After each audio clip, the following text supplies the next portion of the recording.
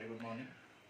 So in previous class you studied about the kingdom Monera, isn't it? The general characteristic features of kingdom Monera, so, and also about the archaebacteria. So in this video I'm going to explain about the next concept in the kingdom Monera, that is about bacteria or eubacteria. See here, eu means true. So you know the differences between the bacteria and archaebacteria. So that I have explained in the last class or in the last video, isn't it? So archaebacteria were able to survive in extreme environmental conditions. Okay. So but eubacteria are nothing but they are the common bacteria, the true bacteria. They are found everywhere. So here eu means true. So true bacteria or eubacteria. It means the bacteria which can occur everywhere. So these bacteria which are omnipresent in nature. Omnipresent. So it means they are found in almost all possible habitats. Okay, not like archaebacteria, they are found in extreme environmental conditions, but these bacteria, they are the normal bacteria which were found in almost all possible environmental conditions. Hence, the eubacteria were commonly known as omnipresent. They are found in air, in water, on the surfaces, within the body of the organisms, and on the surface of the organisms, okay, within plant body, within animal body. For example, in human beings, our intestine is having thousands of bacteria. So there are thousands of bacteria which lies in our intestine. Okay, so they are found in the intestine of human beings. Similarly, in other animals also, for example, like ruminants, so like cattle. Okay, so in those animals also the bacteria were present. So in plants the bacteria were present. So where bacteria they were associated with plants, so that is what is called a symbiotic association. You heard about rhizobium, isn't it? So rhizobium is having symbiotic association with the higher plants, especially the leguminous plants. Similarly, there are millions of bacterial species which were found around or which are found in the air, okay, in and around. So similarly, they are found in water, soil, they are found everywhere. That's why bacteria are regarded as omnipresent. Okay, so why they were named as true bacteria or eubacteria? Because they are the normal bacteria. They are found everywhere. Similarly, the bacteria they were first observed by Anton von Leeuwenhoek. Anton von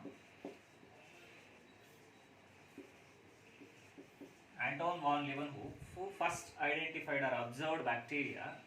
So who is a lens maker? Anton von Leeuwenhoek, who is a lens maker, means lens prepare model. So in his crude microscope, he prepared the microscope for the first time. Okay, a crude microscope he prepared. Through his crude microscope, he observed bacteria which were found in rainy water. Okay, andre male neeru nintiranta male neeralli iranta bacteria na observe ಮಾಡಿ. Okay, so that is for the first time he observed bacteria and he coined the name for them as animalcules.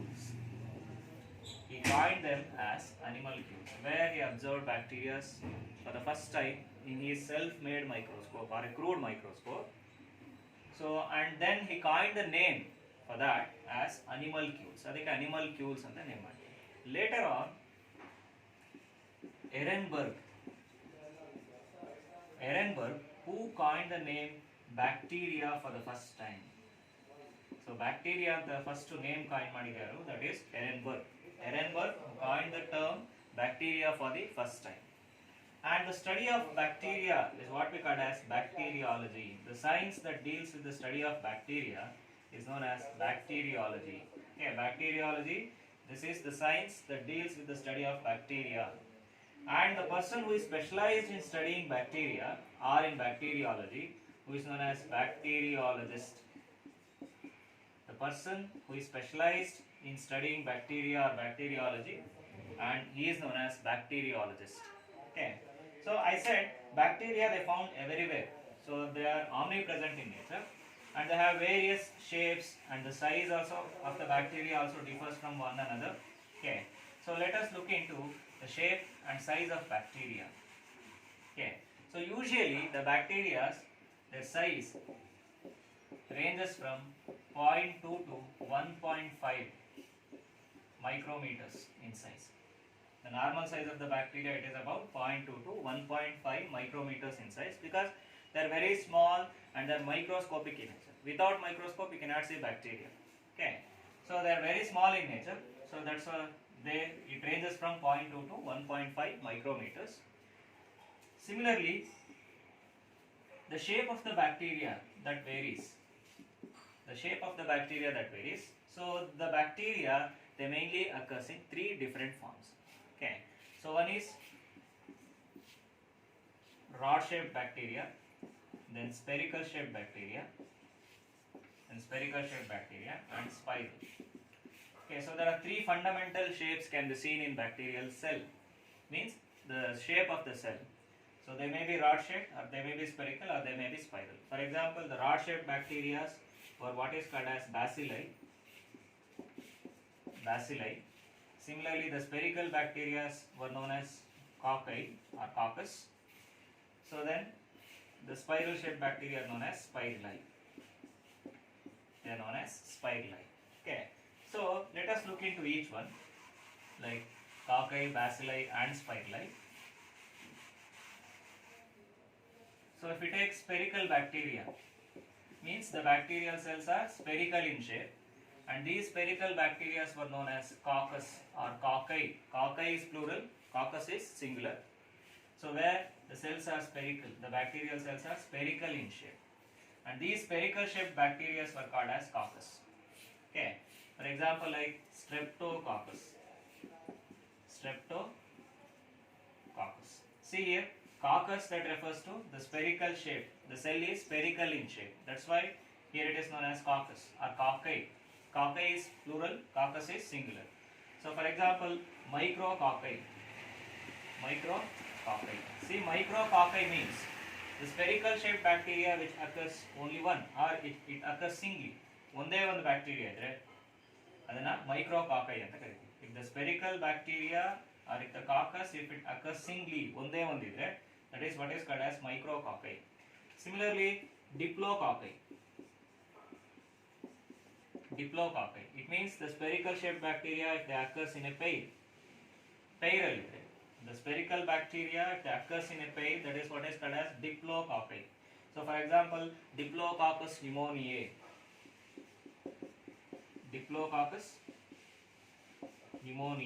The bacteria which causes the disease what is called as pneumonia. So pneumonia, I think you heard. So it is a lung related disorder. It's a lung disease where the lungs get filled with the fluid, the pus and the other fluid. So inflammation of the lung can be seen. Lungs swell agutte, inflammation agutte. Severe pain in the lungs will occur due to pneumonia. So the bacteria which causes pneumonia is Diplococcus pneumoniae. So this is a diplococci. So the name itself indicates the spherical bacteria which occurs in a pair. Okay, that is diplococci. Similarly, as I said, streptococci. Streptococcus means the spherical shaped bacteria which occurs in the form of a chain. Streptococcus. The spherical shaped bacteria which occurs in the form of a chain. Long chain like this. They get attached to one another. If the spherical shaped bacteria if they occurs in the form of a long chain, that is what is called as streptococcus, a streptococci, like Streptococcus pneumoniae. So this is also the bacteria responsible for causing pneumonia. Streptococcus pneumoniae. Okay. So where the bacteria, the spherical shaped bacteria which occurs in the form of a chain. Similarly, tetracocci.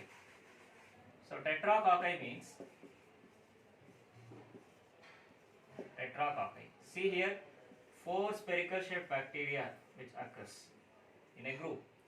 4 spherical shaped bacterial cells which occurs in a group. Tetra means 4, isn't it? If the 4 bacteria if they occur in a group, that is what is called as tetracocci. For example, like Neisseria gonorrhea, the bacteria which causes gonorrheal disease. Okay, so that is where the spherical shaped bacteria which occurs in group of 4, that is what is called as tetracocci. Similarly, if the spherical shaped bacteria if they occurs in a bunch, like bunch of grapes, if the spherical shaped bacteria if it occurs in the form of a bunch or bunch of grapes like this, like a bunch of grapes. This is what we call as staphylococcus. Staphylococcus. If the spherical shaped bacteria, if they occurs in a bunch, it is what is called as staphylococcus. Bunch form ಅಲ್ಲಿ ಇದ್ದಾಗ stuff ಅಥವಾ like bunch of grapes ತರ ಇದ್ದಾಗ staphylococcus ಅಂತ ಕರೀತೀವಿ. So example like staphylococcus aureus. Staphylococcus aureus. Okay. So like this, if the bacteria, if there occurs, the bacterial cells, if they occurs in a spherical shape, those bacteria were called as coccus or cocci. And the next one is bacilli. Bacilli. See, bacilli, as I said that these are rod-shaped bacteria. Bacilli are nothing but the rod-shaped bacteria. So like this, the bacterial cells are rod-shaped. So such bacteria are said to be spherical bacilli. Okay. So like lactobacillus. Lactobacillus. Okay. So lactobacillus, you heard that the bacteria which is commonly convert the milk into curd. So where this is a rod-shaped bacteria. Okay, like this. So if you see the bacteria under the microscope, you will see like this. Okay. So hence they were named as bacilli, like lactobacillus. So here also there are types like streptobacilli, palisade. Okay. Similarly, if the spherical bacteria, if the bacteria, if they are occur in a spiral manner, they were what we call as spirili. They occur in a spiral manner, they were what we call as spirili. So here there are two types can be seen. One is comma shaped bacteria. If the spherical bacteria, if it occurs in the form of comma shape, a punctuation mark, isn't it? So like this, a comma shaped bacteria like this. This is what we call Vibrio. Vibrio. You heard Vibrio cholerae, isn't it? Vibrio cholerae, the bacteria which causes cholera. So if the bacteria, if there occurs in the form of spiral shape or spherical shape, so here in that there are two forms. One is comma shaped or Vibrio, another one is spirally. Okay. So like a spiral, like this.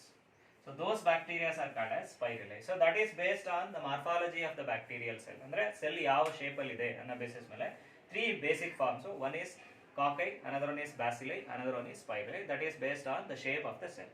Okay. So then sometimes the bacteria can occurs or their shape can occurs in various forms, or they change their original shape, like from cocci or from bacilli or from spirali, their shape may change sometimes. Some, for example, like in unfavorable conditions or in the presence of some antibiotics, the shape of the bacterial cell may change. They can occur in various forms, or in a old culture media, the bacteria, if they remain on a old culture media, so in such conditions, culture media means that is a nutrient media that helps to grow bacteria. So laboratories alli media dalli bacteria na culture ಮಾಡ್ತಾರೆ. Culture means only bacteria na grow ಮಾಡ್ತಾರೆ by providing all the required nutrients. Okay, that is what is called as culture media. So in old culture media, so we can see slightly elevations or swelling in the bacterial cell is observed. Okay, or in presence of some antibiotics, the bacterial cell shape may change. So that condition is what we call pleomorphic, where bacterial cells can occur in various forms under certain stressful conditions or under certain conditions. So where that is what is called as pleomorphic. Pleo means many, morphic means morphology. Andre shape alli variations ಆಗ್ತಾ ಹೋಗುತ್ತೆ. They occur in different shapes. That is what is called as pleomorphic in nature. Under certain conditions, not always, not like mycoplasma. Mycoplasmas are pleomorphic in nature because they can occur in various shape. Always the cell shape that changes. That's why mycoplasmas are also known as jokers of plant kingdom. So are pleomorphic in nature. ಯಾಕೆಂದ್ರೆ shape ಯಾವಾಗಲೂ change ಆಗ್ತಿರುತ್ತೆ. But not like bacteria. Bacteria they have cell wall. Cell wall ಇರೋದ್ರಿಂದ shape usually cell wall is rigid in nature. Shape won't change. But due to some uncertain conditions or due to some unfavorable conditions, where the shape of the bacterial cell may change. In such condition, it is referred as pleomorphic. It means they can occur in various morphological forms. That is what is called as pleomorphic in nature. Okay. So, the bacteria are broadly divided and broadly classified into two categories.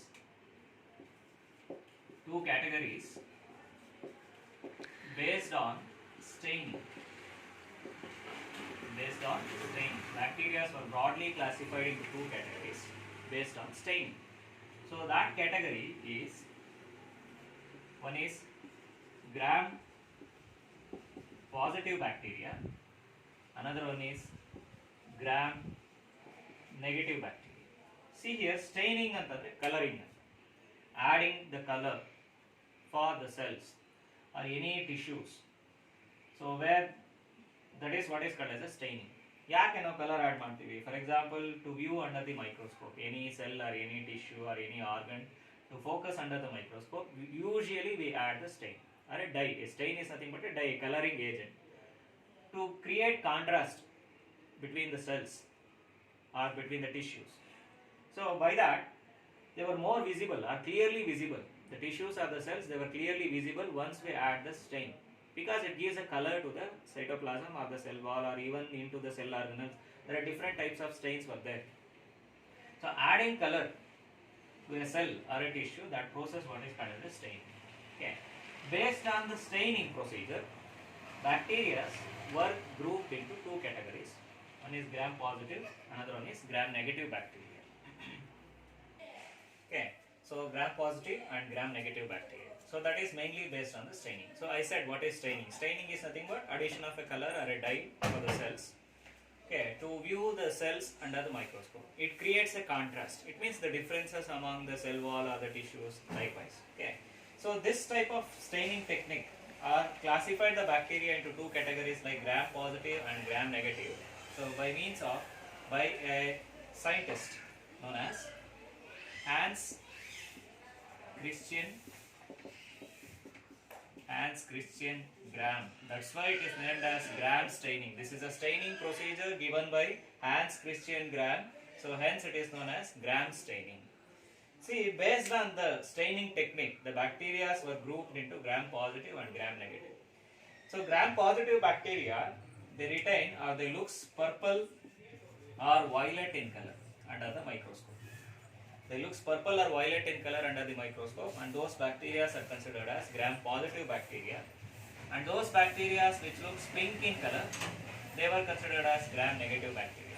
If you see the bacteria after staining under the microscope, stain ಮಾಡಿದಾದ್ಮೇಲೆ bacterial cells na microscope ಅಲ್ಲಿ ನೋಡಿದ್ರೆ, and those bacteria which looks purple in color, they were known as gram positive bacteria, and the bacteria which looks pink in color after staining, they were called as gram negative bacteria. So there is a procedure for this, how to stain, why they look pink, purple, or why they look pink. So if time permits, I will explain in the next video or in future classes. Okay. So you just remember this one, the bacteria which looks purple, they were what is called as gram positive, and they look pink after staining, they were called as gram negative bacteria. There is a reason why they look purple or why they look pink, and there is a staining procedure, how to stain the bacterial cell, everything is there.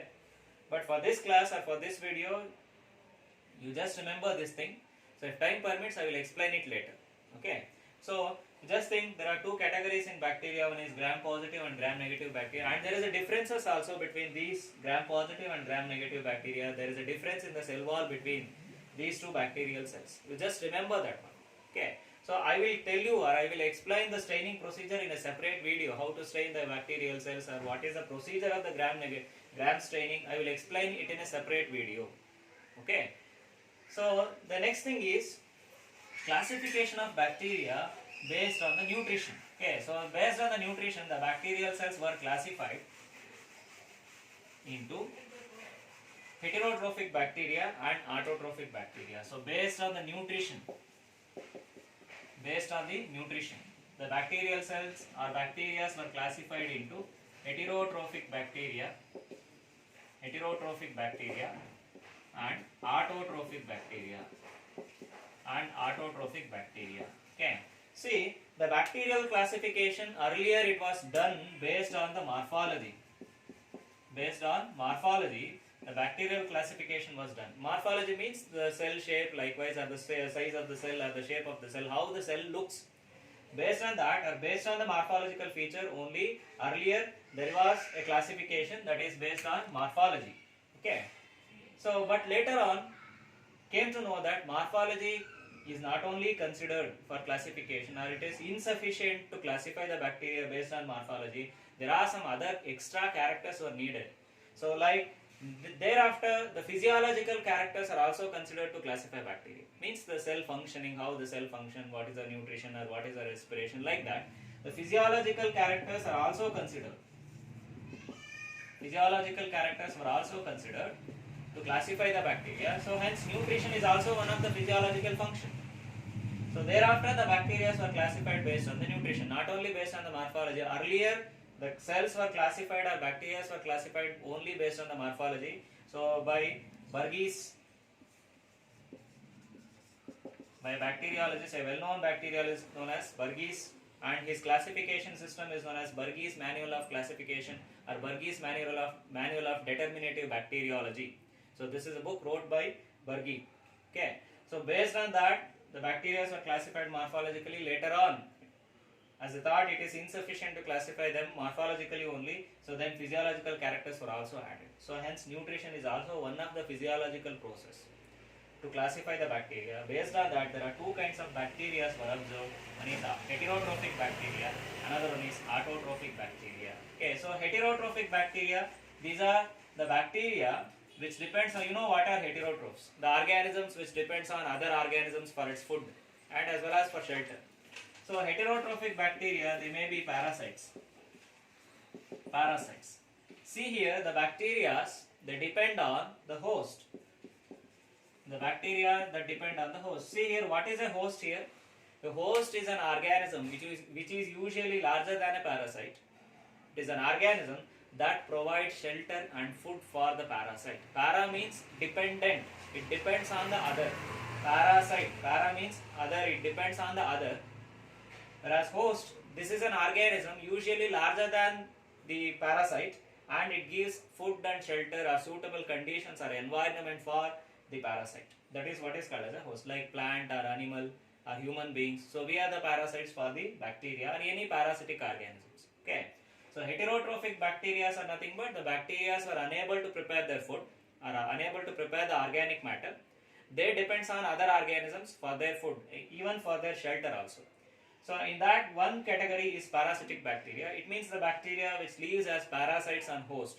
It may be plants or it may be animals or even it may be human beings also. For example, like tuberculosis bacteria that lives within the human beings or that infects the human beings as a pathogen. But most of the parasitic bacteria, they were pathogens. Pathogen means they are disease causing, they have disease causing ability. They cause various diseases in humans, plants as well as in animals. Okay. And those bacteria which cause disease, they were what we call as pathogen. Means they cause the disease. Okay. So like the typhoid, Salmonella typhi. Okay, typhoid is a disease caused by a bacteria called Salmonella typhi, like cholera. There are several, leprosy, gonorrhea. There are several syphilis. Lots of bacterial diseases were there. And those bacteria which lives in them, which lives in human beings, or which enters the human body, so where they cause disease, and they were called as parasitic and pathogenic bacteria. Similarly in plants also, they cause various diseases in plants. So they are the parasites of plants. Okay, are pathogens of plants. So they were what we call as parasitic bacteria. Okay. So then similarly the bacteria, they may be symbiotic in nature. Symbiotic bacteria are also unable to prepare the food. But here they won't cause disease for the plants. They live in a symbiotic association. See, symbiotic or symbiosis means mutually both the partners are benefited. Okay. So you heard about rhizobium. The bacteria rhizobium and leguminous plants, isn't it? The bacteria rhizobium that forms root nodules in leguminous plants, both of them, see here two partners were there here. One is a bacteria, another one is a plant body. Here both of them, they are mutually benefited. There is a positive interaction between these two. The leguminous plant that provides shelter for the bacterial cell, one is the shelter, another is the food. Okay, two things will be benefited by the leguminous plant. Then rhizobium bacteria in turn that supplies the nitrogen source for the plant body, especially for the leguminous plants, where both are living in an association where both are mutually benefited. That is what is called as symbiotic association. Both the partners are benefited here. Rhizobium is also benefited by getting the nutrition and the shelter. The leguminous plants are also benefited by getting the nitrogen source. Hence, both are mutually benefited. That is what is called as symbiotic association. Okay. So the bacteria, they may be, I am telling about the heterotrophic mode of nutrition in bacteria. The bacteria, they may be saprophytic also. They may be saprophytic also. Saprophytic organisms are nothing but the organisms which derive their nutrition from dead and decaying matter. They derive their nutrition from dead and decaying matter. Dead and decaying organic matter ಮೇಲೆ depend ಆಗಿರೋಂಥ organisms ನಾವು saprophytes ಅಂತ ಕರಿತೀವಿ. Those bacteria which depends on dead and decaying matter are called as saprophytic bacteria. Okay. So usually they cause putrefaction. See, putrefaction is nothing but the decomposition of organic matter. Organic matter soil allirontadhu ಏನಂದ್ರೆ decomposition ಆಗುತ್ತೆ. And those bacteria which cause decomposition of the organic matter, they were that is the process is what is called as putrefaction, where the organic matter is degraded or break down into simple inorganic forms. That process is called putrefaction. Okay. So those bacteria which lives on dead and decaying matter, they were what we call as saprophytes. So in all these categories like parasite, saprophyte and symbiotic association, in all the three categories, the bacteria were unable to prepare their food. Hence they were classified into heterotrophic bacteria. Okay. And the next category is about autotrophic bacteria. So autotrophic bacteria, so as the name itself indicates or suggests, so they are self-preparing. They have the ability to prepare their food. They are self-preparing bacteria. So they prepare their own food. They prepare the organic matter. It means they prepare the sugar. They have the ability to prepare the sugar. So they were what we call autotrophic bacteria. Those bacteria which are able to prepare the organic matter, that is the sugars, they were called as autotrophic bacteria because they have the ability to synthesize. So in that there are two categories can be observed. One is photosynthetic bacteria and another one is chemosynthetic bacteria. Photosynthetic bacteria and chemosynthetic bacteria. See, the first thing, photosynthetic bacteria. So they were also called as phototrophs. So this is similar to the photosynthesis of higher plants. You know what is photosynthesis? Photosynthesis is nothing but the preparation of sugar or glucose in the presence of sunlight by utilizing carbon dioxide and water, isn't it? So where photosynthetic bacteria, they were able to photosynthesize and they prepare the glucose. They prepare the glucose by utilizing sunlight and sunlight as a source of energy. They utilize sunlight as a source of energy. By utilizing sunlight, they prepare glucose. Similarly, by utilizing carbon dioxide and the hydrogen source, for example like H2S, like hydrogen sulfide. Okay. So by using carbon dioxide and hydrogen sulfide, these bacteria were able to prepare the food. They prepare the glucose. Okay. So where they were what we call as photosynthetic bacteria. Okay. See here, the photosynthetic bacteria, they have a pigment. You know that the photosynthesis, the process that requires a pigment, isn't it? Similarly, in higher plants, the photosynthetic pigment is chlorophyll. Similarly, in photosynthetic bacteria, there is a pigment that is what we call bacteriochlorophyll.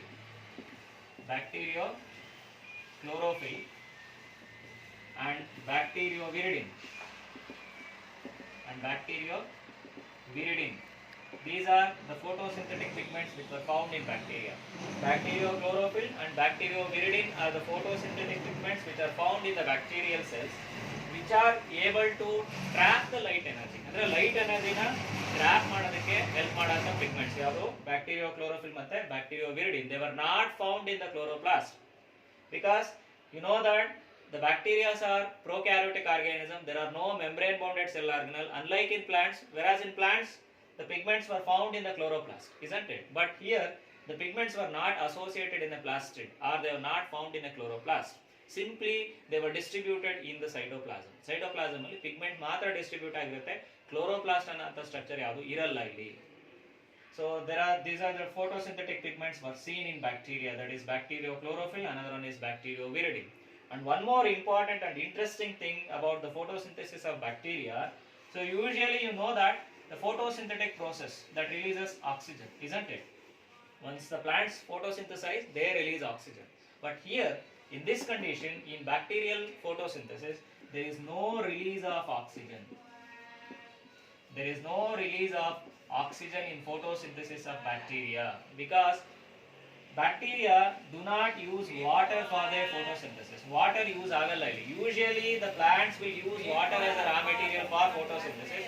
You know the raw materials for photosynthesis in plants, one is carbon dioxide, another one is water. Once water is used here in the photosynthesis of plants, oxygen is released as a byproduct. Oxygen is released as a byproduct. But whereas in case of bacteria, they do not use water for their photosynthesis. They use carbon dioxide, they use H2S, or sometimes carbon dioxide and H2SO4, okay, that is sulfuric acid. So usually they use hydrogen sulfide as a hydrogen donor. What is the role of water in photosynthesis? Because water that donates hydrogen, water ಏನು ಮಾಡುತ್ತೆ, hydrogen donate ಮಾಡುತ್ತೆ. ಯಾಕೆ? That is to reduce carbon dioxide. Carbon dioxide ನ reduce ಮಾಡೋದಕ್ಕೆ carbon dioxide plus water use ಆದರೆ photosynthesis ಅಲ್ಲಿ, to reduce carbon dioxide the water will donate hydrogen. Hydrogen is readily released from water to reduce carbon dioxide. But in case of bacterial photosynthesis, they do not use water, they use hydrogen sulfide. Here sulfide gas is evolved, isn't it? Here sulfide gas is evolved, not the oxygen. The plants release oxygen, the only reason they use water as a raw material for photosynthesis, but the bacterial photosynthesis do not release oxygen because they won't use water as a raw material for their photosynthesis. Hence, bacterial photosynthesis is also known as anoxygenic photosynthesis. Is also known as anoxygenic photosynthesis. Anoxygenic means there is no evolution of oxygen here. So whereas in case of plants it is known as oxygenic photosynthesis because there is an evolution of oxygen in the photosynthesis of plants. Here there is no evolution of oxygen. Hence it is known as anoxygenic photosynthesis. You remember this one. There is no release of oxygen in the photosynthesis of bacteria because they do not use water. Hence the bacterial photosynthesis is called as anoxygenic. And remember the pigments. So competitive exams will keltare. So remember the pigments of bacteria, that is bacteriochlorophyll and bacterioviridin. Okay. So many photosynthetic bacteria were there like thiobacillus or green sulfur bacteria like chlorobium. So look at the example like chlorobium. Chlorobium. This is a green sulfur bacteria. Green sulfur bacteria. It means they use hydrogen sulfide here. Then thiobacillus. This is a purple sulfur bacteria. Thiobacillus. Bacteriochlorophyll is a green one, green pigment. Bacterioviridin, it is a purplish one. So thiobacillus, this is a purple sulfur bacteria, and this one is a chlorobium, is a green sulfur bacteria. So both of them, no doubt, they are photosynthetic in nature. They utilizes light energy for their photosynthesis. They were what is called as photoautotrophs or photosynthetic bacteria. Light energy na use ಮಾಡಿ photosynthesis ಮಾಡುತ್ತೆ. Okay.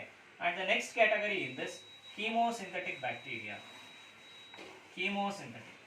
So under the autotrophic bacteria, I said there are two categories. One is photosynthetic, another one is chemosynthetic.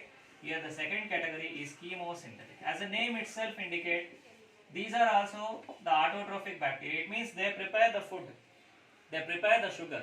But the difference is in chemosynthetic bacteria, they do not utilize sunlight to get the energy. Here they use some inorganic elements, they use some inorganic chemical substances or inorganic elements to get the energy for synthesis of the sugar. So alli previous category nalli they use light energy. Here chemosynthetic bacteria, they get the energy, they derive the energy by oxidizing some of the inorganic elements, by oxidizing some inorganic elements. ಕೆಲವೊಂದು inorganic elements ಅನ್ನು oxidize ಮಾಡಿ, for example like NO2, then NO3, okay, like NO2 and NO3. So like this, and even it may be the iron also, iron, or sometimes it may be methane also, methane. By oxidizing the inorganic elements, they derive the energy. You know that oxidation is a process, it releases energy here. So those chemosynthetic bacteria, they oxidizes the chemical substances to get the energy, and they were what is called as chemosynthetic bacteria. Okay, so for example, like Nitrobacter. Example for chemosynthetic bacteria like Nitrosomonas. Nitrosomonas you will come to know in the next classes. Nitrosomonas, then Nitrobacter. The role of Nitrosomonas and Nitrobacter, they play an important role in nitrogen fixation. So that is in conversion of nitrate and nitrites. Okay, Nitrosomonas, Nitrobacter, and Ferrobacillus. Ferrobacillus. Okay, so likewise. So these are some of the chemosynthetic bacteria. I said that the bacteria which utilizes the energy derived by the oxidation of some inorganic chemical substances, they are called as chemosynthetic bacteria. On the other hand, the photosynthetic bacteria, they derive the energy from the sunlight. Here they derive the energy by oxidizing the chemicals. So that is the difference. And this is about the classification of bacteria based on the nutrition, heterotrophic bacteria and autotrophic bacteria. Heterotrophic bacteria are mainly the parasitic bacteria, then the symbiotic bacteria and saprophytic. So whereas in autotrophic bacteria, one is photosynthetic, another one is chemosynthetic bacteria. Okay, so this is classification of bacteria and the size of the bacteria, morphology of bacteria, then staining procedure. I said that I will explain in a separate video about only Gram staining. Okay. So this is about today's class about the bacteria. Okay, so in the next video I explain about the cell structure or ultrastructure of the bacterial cell. Okay, so that is also one of the very important concept. So many questions will be asked from that. Okay.